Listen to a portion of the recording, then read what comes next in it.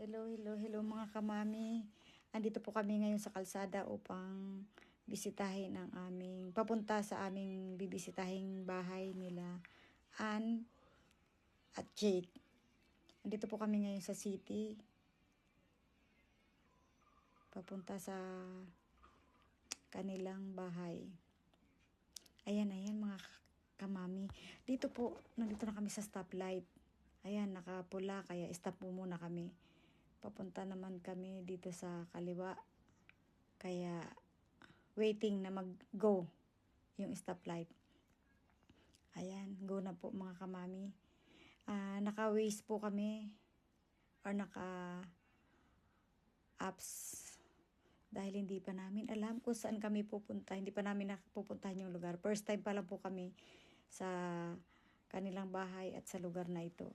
Ayan, kung napapansin yung mga mami, ang mga puno ay wala pang dahon dahil winter pa po.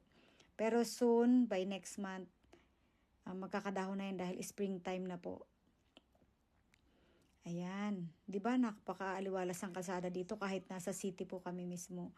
Ayun, kung napansin nyo may mga arrow ng right, going right, may straight at going left. Dito po kami pumunta sa kanan dahil kami ay pakanan pagdating dito sa may stoplight. Ayan, napakatahimik ng kalsada. Kahit sabihin nating rush hour pa ito, talagang walang traffic. Mostly nagta-traffic lang dito mga kamami sa motorway kapag rush hour. Pero pag ganito, kahit nasa city ka, kahit rush hour ka pa, hindi po ganun ka-traffic. Kaya masarap mag-drive dito mga kamami. Lalo na sa mga bagong mami dito sa New Zealand. Aralin nyo po mag-drive dahil masarap mag-drive dito. Malaki ang percentage na safe palagi. Ayan, nag-arrow right na. Kami po ay pakanan na.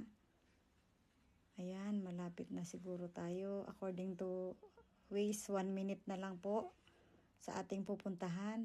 Napakasarap ng lugar. Ayan, nakita nyo mga kamami yung tower, na natutukan ng ating camera. Ayun, kulay blue ang kulay ng tower ngayon.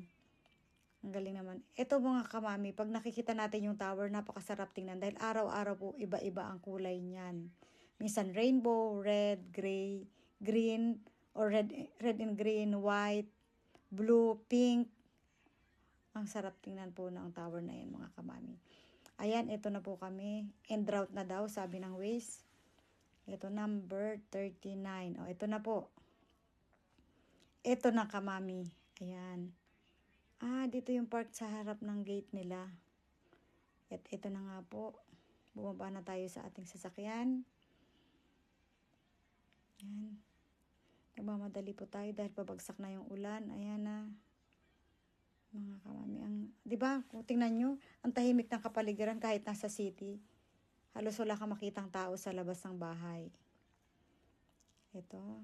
Pumatok na po tayo mga kamami. Sino kaya magbubukas ng pinto? Ito na po. Welcome daw, sabi ni Jake. Thank you, Jake. Pag-welcome sa amin dito sa inyong magandang bahay. Ang ganda ng bahay nila, Wow, black and white. Black yung pinto nila sa outside door. Ito naman sa loob. Ito po. Nakakatuwa yung mga anak niya. Si Ash. Hi, Ash. Napakalambing na bata. At si Cross. Hi, Kuya Cross. Hello. Ito po yung mga rooms nila, mga pinto. Ang ganda ng kanyang mga display. Ito ang gaganda ng mga pinto nila, mga kamami. Talagang kahoy na kahoy. Ito yung kanilang living room. Ayan, ang laki ng TV nila mga kamami. At ang laki rin ng sofa nila. At ayan, may TV stand. Ito yung kabilang room. Napaka-fresh ng kanilang paligid. Ito po, ayan. Kapag nalulungkot lang sila, tingnan lang nila yung mga pictures ng family. Ayan. Ayan po yung mga family photo nila. At ayan mga kamami, ang ganda ganda ng ano. Oh, 'di ba? Ang ganda ng dining table nila plus may window pa para kita nila yung sa labas mismo na kanilang bahay. Ayan, ang laki naman ng fridge nila, mga kamami. Punong-puno ang fridge nila. At yung sa tabi naman po ay pantry. Ayan, hindi na natin nabuksan, mga kamami. At ito po sa gilid, yung washing machine at dryer. At ito naman yung kanilang lutuan. Ayan, mga kamami. Ito yung kanyang mga kitchenwares. Ayan, kulay pink. Ay, favorite color talaga namin yan. Ayan, knife set. SMEG pa yung mga brand po, mga kamami. Ayan o. Yung sa taas, bread toaster. Tapos itong black water heater. Tapos itong white coffee maker. And then, ito naman, yung isa pang katabi niyan, kamami, ay rice cooker. At ito naman po yung kanilang toilet. Ayan. Ayan po yung toilet nila, kasama na yung shower. Dito sa nakuhang bahay nila, kamami, isang 4 bedroom, pero isa yung toilet at isang shower. Ayan.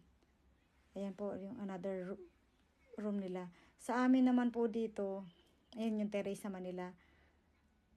Napaka-fresh ng paligid nila, mga kamami. Ayan o. Nasa city, pero tignan mo naman yung mga puno. Parang nasa province pa rin. Ang tahimik, tas fresh, green na green yung kanilang mga puno, tas malakas yung hangin.